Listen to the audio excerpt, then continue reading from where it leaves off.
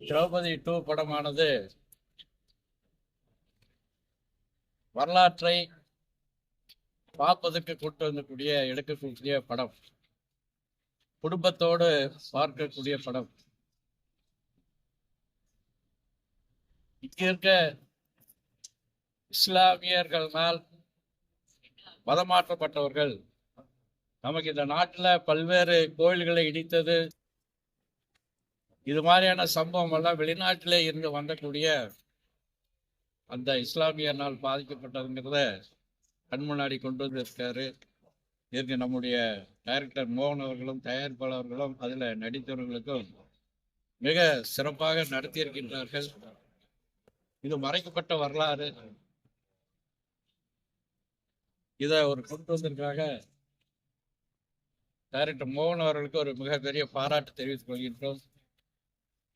இந்த படத்துக்கு ஏதோ சில பேர் எதிர்ப்பு தெரிவிக்கிறதாக ஒரு தகவல் வந்து கொண்டிருக்கின்றது. இங்க இருக்க இஸ்லாமியர் இந்த படத்துல எதுவுமே குறை சொல்லல. என்ன நடந்ததோ அந்த சம்பவத்தை முன்னாடி கொண்டு வந்திருக்காங்க. அதனால இந்த படத்தை குடும்பத்தோட எல்லாரும் பார்க்கணும் அப்படின்னு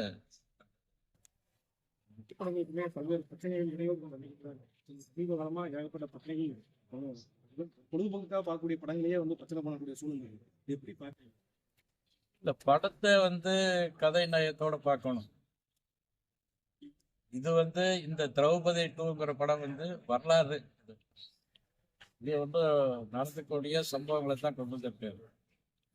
சில அரசியல்காரங்க சில பேர் சில படங்களை எதிர்ப்பாங்க. அது அப்படி எதிர்க்க வேண்டியது இல்லை அப்படிங்கிறத நம்பிக்கை. பத்மபூஷன் விருது அறிவிச்சிருக்காங்க. ஓதுவா முத்தியிலிருந்து எல்லாத்துக்குமே கொடுத்துருக்காங்க. 5 பேருக்கு தமிழகத்தில் கொடுத்துருக்காங்க. யாருக்கு அது தெரியல. திருத்தணியை சேர்ந்த ஒரு ஓதுவாமூர்த்தி அது உள்ளிட்ட 5 பேருக்கு நீக்கிருக்காங்க. இல்லை, பொதுவாக பத்மபூஷன் விருதாட்டும் மற்ற கொடுக்கறதாட்டும் அவங்களுடைய கலையும் சரி திறமையும் பல்வேறு வகையில் விளையாட்டு வீரர்கள் இந்த மாதிரி பல்வேறு வகையில் கொடுக்குறது. இப்போ ஓதுவா போட்டு கொடுத்துருந்தாங்க அப்படின்னா நம்ம அவங்கள பாராட்ட வேண்டிய விஷயம்.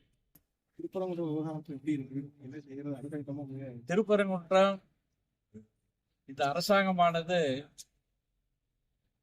நீதிமன்றத்துக்கு கட்டுப்படல.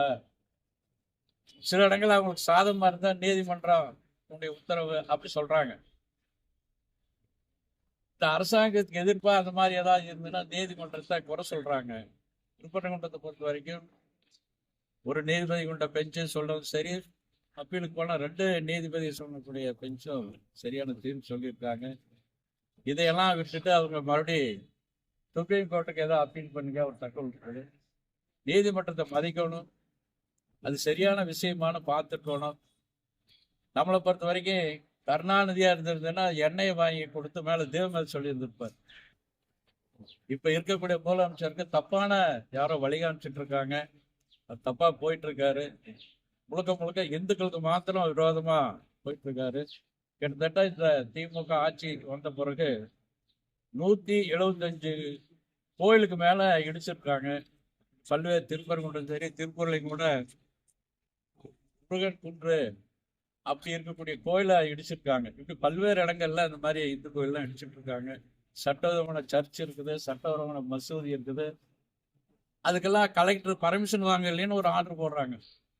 முழுக்க முழுக்க இந்துக்களுக்கு விரோதமா இருக்கக்கூடிய அரசாங்கம். இதை வருகின்ற 26 அவங்க பதில் சொல்ல வேண்டியது. என்ன செய்ய 26 லட்சத்துக்கு அகற்றணும். இந்து விரோதையை தோற்கடிக்கிறதுக்காக இந்து மொழி வேலை செய்யும். பணிகள் எப்படி இருக்கும்? இல்லப்பா, இந்து விரோதமான இருக்கிறவங்கள எதிர்த்து நம்ம பிரச்சாரம்